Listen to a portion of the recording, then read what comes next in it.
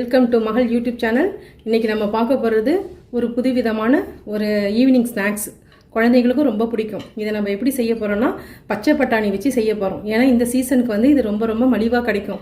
அதனால் நம்ம அதை வச்சு செய்கிறோம். அதை எப்படி செய்யலாம்னு பார்க்கலாம் வாங்க.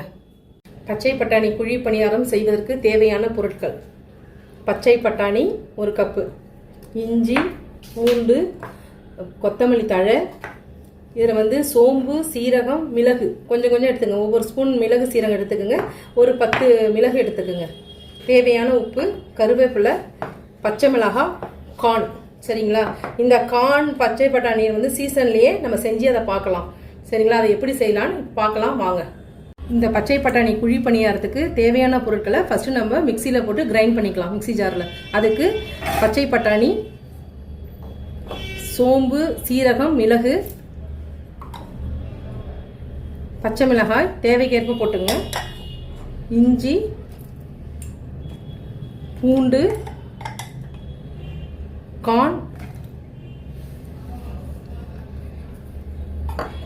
கருவேப்பிலை.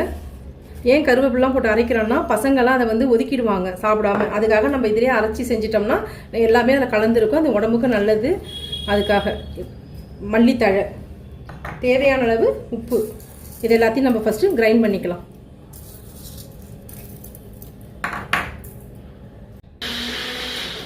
இப்போது நம்ம எல்லாம் போட்டு அரைச்சிட்டு வந்துட்டோம். இதை கொஞ்சம் குறப்பாகவே அரைச்சிக்குங்க. அப்போ தான் நல்லாயிருக்கும். ரொம்ப நைஸாக வேண்டாம். அதில் இப்போ நம்ம என்ன செய்ய போகிறோம், அரிசி மாவு வீட்டில் இருந்ததுன்னா அந்த அரிசி மாவு வந்து இதில் வந்து கலக்கிறோம். தேவையான அளவு கலந்துக்குங்க. இன்னும் கலந்துட்டு நல்லா மிக்ஸ் பண்ணி விட்டுருங்க. இப்போது இந்த கன்சிஸ்டன்சியில் இருக்கிற மாதிரி பார்த்துங்க. ரொம்ப தண்ணியாகவும் வேணாம், ரொம்ப கெட்டியாகவும் வேணாம். அப்போ தான் அந்த குழி பணியார பேனில் ஊற்றும் பொழுது, சட்டியில் ஊற்றும் பொழுது உங்களுக்கு கரெக்டாக இருக்கும். சரிங்களா? இப்போது இதை நீங்கள் அப்படியே ஊற்றலாம். குழந்தைங்களுக்கு வேணும்னா இதை வந்து எப்படி இதில் சீஸ் போட்டு செய்யலாங்கிறத நம்ம பார்க்கலாம் வாங்க. ஆன் பண்ணிவிட்டு இது நல்லா ஹீட் ஆகட்டும் ஃபஸ்ட்டு. இப்போது பேன் நல்லா சுட்டிடுச்சு, சட்டி சுட்டிடுச்சு. இப்போ அதில் நம்ம எண்ணெய் விடுறோம். கொஞ்சம் எண்ணெய் விட்டுக்குங்க. ரொம்ப நிறைய விட வேணாம், கொஞ்சமாக விடுங்க. இப்போது நம்ம இதில் விட்டுடலாம். இப்போது இதில் வந்து நம்ம வெறுமனையாக வேறு எதுவுமே வைக்காமல் நம்ம அரைச்சதை மட்டும் இதை செய்கிறதா இருந்தால் இது இப்படி வச்சிடலாம்.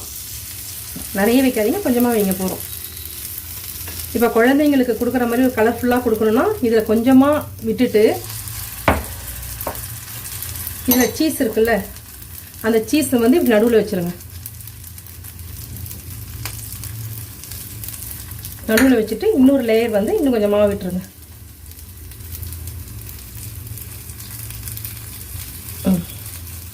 இருங்க, அவ்வளோதான். இது மாதிரி நீங்கள் வச்சுட்டிங்கன்னா குழந்தைங்களுக்கு கொடுக்கறதுக்கு நல்லாயிருக்கும்.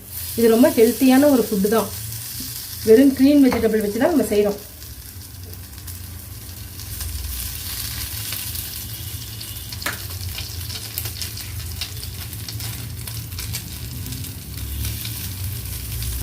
இது மாதிரி நீங்கள் எல்லாத்தையும் இது மாதிரி போட்டுருங்க.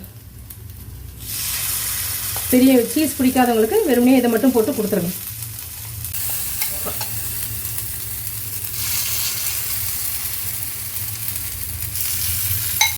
இப்போது இது மாதிரி எல்லாத்தையும் போட்டுட்டு லைட்டாக எண்ணெய் விட்டுருங்க மேலே.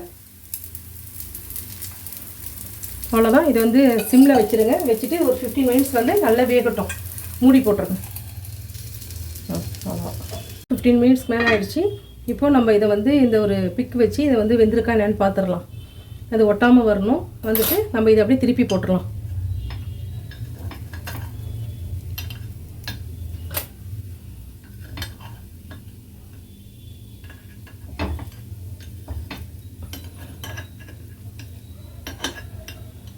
இது மாதிரி எல்லாத்தையும் திருப்பி போட்டோங்க. திருப்பி போட்டாச்சு. இதில் நம்ம மறுபடியும் வந்து எண்ணெய் விட்டுக்கலாம். கொஞ்சம் வேகணும், மேலே இருந்து வேகணும்ல, அதுக்காக நம்ம எண்ணெய் விட்டுக்கலாம். இப்போ நம்ம 5 மினிட்ஸ் வந்து மூடி வச்சிடலாம். அவ்வளோதான். இது கொஞ்சம் வேகட்டும், எடுத்துடலாம். இப்போது இது போகிறோம். இப்போ வெந்திருக்கும். இது நம்ம வந்து ஒரு தடவை பார்த்துடலாம். இங்கே பாருங்கள், இப்போ எடுக்கிறப்ப எல்லாம் அழகாக வந்துருச்சு. அவ்வளோதான். இது நல்லா வெந்துருச்சு. இதை ஒரு பவுலில் நம்ம மாற்றிக்கலாம். இப்போது நம்ம எல்லாத்தையும் ஒரு பவுலில் எடுத்துக்கலாம். எவ்வளோ அழகாக வருது பாருங்கள். இந்தாங்க, அவ்வளோதான். இது மாதிரி எல்லாத்தையும் நம்ம எடுத்து போட்டுக்கலாம். குழி பணியாரத்துக்கு நம்ம ஒரு தொட்டுக்கிறதுக்கு ஒரு சைட் டிஷ்ஷாக சட்னி அரைச்சிக்கலாம்.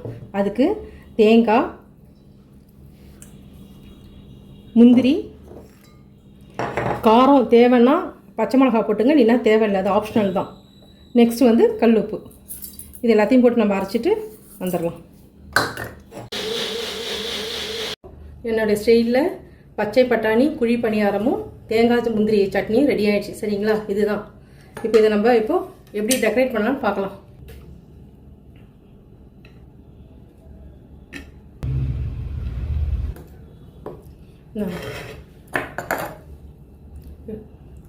இப்படி இது மாதிரி செஞ்சு சாப்பிட்டிங்கன்னா ரொம்ப டேஸ்ட்டாக இருக்கும்.